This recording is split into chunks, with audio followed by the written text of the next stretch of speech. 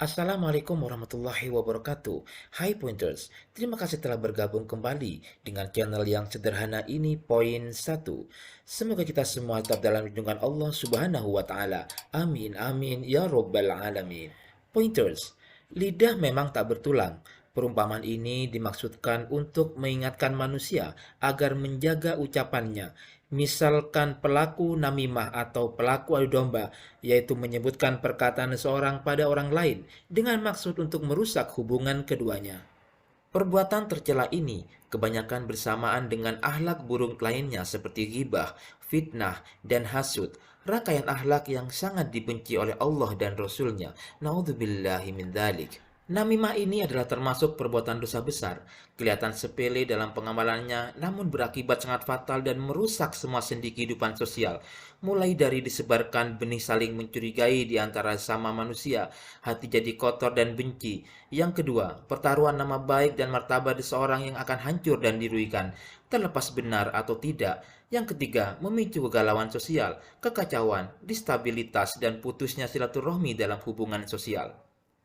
Sahabat, perbuatan adu domba atau namimah tersebut akan mendapatkan ganjaran setimpal antara lain. Satu, pelaku namimah dikecam dan diancam Allah Subhanahu wa taala. Sebagaimana firman Allah yang artinya, "Dan janganlah kamu taat kepada orang-orang yang suka bersumpah dan hina, yang suka mencela dan berjalan kian kemari untuk berbuat namimah." Quran Surah Al-Qalam ayat 10-11. Yang kedua, mendapat siksa kubur. Rasulullah Shallallahu Alaihi Wasallam bersabda, yang artinya, Nabi melewati dua kuburan. Lalu beliau Shallallahu Alaihi Wasallam bersabda, sesungguhnya keduanya ini disiksa, dan tidaklah keduanya disiksa dalam perkara yang berat untuk ditinggalkan. Yang pertama, dia dahulu tidak menutupi dari buang air kecil. Adapun yang lain, dia dahulu berjalan melakukan namimah atau adu domba. Kemudian beliau Shallallahu Alaihi Wasallam mengambil sebuah pelepah kurma yang basah, lalu membaginya menjadi dua. Kemudian beliau menancapkan satu pelepah pada setiap kubur itu. Para sahabat bertanya, "Wahai Rasulullah, mengapa Anda melakukannya?" Beliau Shallallahu Alaihi Wasallam menjawab, "Semoga Allah meringankan siksa keduanya selama pelepah kurma ini belum kering." Hadis riwayat Bukhari dan Muslim. Azab yang ketiga adalah tidak akan masuk surga.